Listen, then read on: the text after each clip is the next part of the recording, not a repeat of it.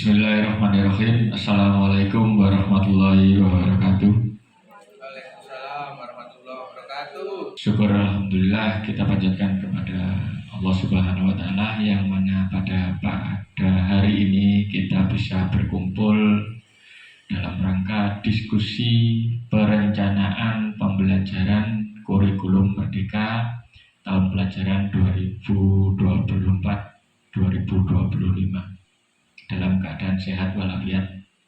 Yang kedua, salawat serta salam tak lupa selalu kita aturkan kepada junjungan kita Nabi besar Muhammad SAW yang melimpahkan rahmat hidayahnya kepada kita semua sehingga kita semua bisa berjalan di jalan Allah Subhanahu wa taala. Bapak Ibu yang saya hormati, terima kasih pada kesempatan siang hari ini menyempatkan waktunya untuk berdiskusi bersama, yaitu berdiskusi tentang perencanaan pembelajaran kurikulum Merdeka. Seperti yang sudah Bapak Ibu ketahui semuanya, dari tahun ke tahun kita sudah banyak sekali mengalami perubahan kurikulum yang sudah kita laksanakan. Mulai dari kurikulum 2004, kurikulum KTSP, kurikulum 13, dan sampai saat ini kita sudah menjalankan kurikulum Merdeka. Alhamdulillah sudah 2 tahun pelajaran ini kita sudah menjalankan kurikulum Merdeka, dan sekarang adalah tahun ketiga kita menjalankan kurikulum Merdeka. Sama seperti tahun-tahun yang lalu, bahwa perencanaan pembelajaran ini selalu kita awali untuk memandu Bapak Ibu Guru dalam menjalankan tugas sehari-hari sebagai wali kelas di kelasnya masing-masing. Di sini saya akan memaparkan sedikit sebisa saya tentang diskusi perencanaan pembelajaran kurikulum Merdeka. Sebelum ke perencanaan pembelajaran kurikulum Merdeka, kita setiap kali akan mengajar pasti akan membuat yang namanya perencanaan pembelajaran. Apa sih arti dari perencanaan pembelajaran itu? Jadi, perencanaan pembelajaran itu adalah perencanaan proses penyusunan langkah-langkah strategis dan metodologis untuk mencapai tujuan pendidikan dalam suatu periode tertentu.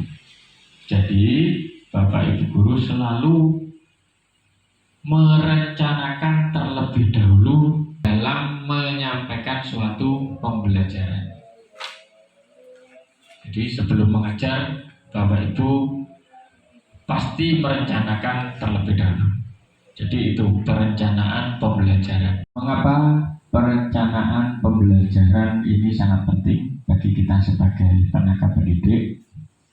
Dikarenakan perencanaan yang baik membantu memastikan bahwa semua siswa mendapatkan kesempatan belajar yang adil dan berkualitas, serta mendukung guru dalam mengatur waktu dan sumber daya secara efektif. Jadi di dalam perencanaan itu nanti akan diberikan kesempatan belajar yang sama bagi siswa-siswa Bapak Ibu Guru semuanya, serta pengaturan waktu di dalam proses perencanaan pembelajaran tersebut, sehingga proses pembelajaran tersebut dapat berjalan secara efektif. Tujuan diskusi kita yang utama yaitu memandu pembelajaran Bapak Ibu semuanya. Yang pertama adalah tujuan diskusi. Tujuannya adalah menyusun rencana pembelajaran yang sesuai dengan prinsip kurikulum Merdeka. Yang kedua, memastikan fleksibilitas dan keberagaman dalam metode metode pengajarannya itu beragam. Dilihat berdasarkan kemampuan anak masing-masing. Bisa lewat pendekatan A, bisa lewat pendekatan B, bisa lewat pendekatan C dan lain sebagainya. Itu tujuannya. Yang kedua, di sini terdapat prinsip dasar kurikulum merdeka. Yang pertama adalah kebebasan belajar. Siswa diberikan kebebasan untuk memilih materi dan cara belajar sesuai dengan minat dan bakat mereka. Ini yang namanya bebas untuk belajar. Duduk belajar bebas. Nah, ini. Yang kedua, pembelajaran berbasis proyek. Jadi pembelajaran yang menekankan pada proyek nyata yang relevan dengan kehidupan kita sehari-hari. Jadi proyeknya itu tidak usah yang muluk-muluk. Contohnya membuat pesawat sederhana. Nah, jadi apa yang dimiliki yang dari alam itu bisa kita gunakan dengan pembelajaran berbasis proyek. Yang ketiga adalah tujuan pembelajaran yang jelas. Jadi di dalam kurikulum merdeka itu terdapat tujuan pembelajaran yang jelas, diantaranya spesifik. Yang kedua, measurable atau terukur. Yang ketiga, achievable atau dapat dicapai. Yang keempat, relevan. Yang kelima, time bound atau berbatas waktu. Contohnya apa? Contohnya siswa dapat menghasilkan proyek ilmiah yang aplikatif dalam kehidupan sehari-hari dalam satu semester. Nah, seperti yang sudah saya tunjukkan contohnya tadi.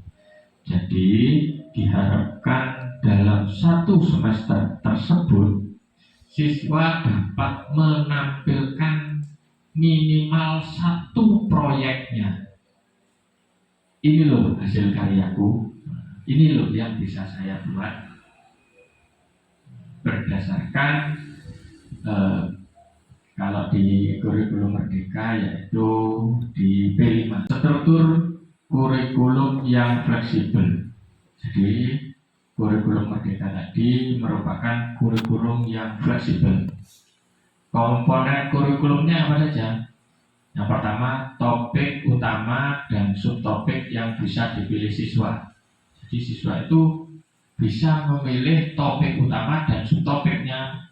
Jadi tidak harus sama seperti dulu. Kalau topiknya si A, nah si anak ini kan terdapat beberapa subtopik, itu bisa memilih. Yang kedua, urutan materi yang fleksibel. Jadi pada kurikulum merdeka ini materi itu sifatnya fleksibel. Tidak harus urut dari nomor 1, 2, 3, dan 4 dalam satu semester. Itu catatannya dalam satu semester itu bisa dimulai dari materi yang mana dulu yang diinginkan. Yang penting dalam satu semester itu dari beberapa materi itu sudah terpenuhi atau sudah terlaksana. Yang ketiga, integrasi antar mata pelajaran. Di kurikulum merdeka saat ini, semua mata pelajaran itu terintegrasi. Artinya terintegrasi itu saling berhubungan. Itulah struktur kurikulum yang fleksibel pada kurikulum merdeka. Yang berikutnya, metode pengajaran yang beragam dan inovatif. Nah, metodenya banyak sekali di sini.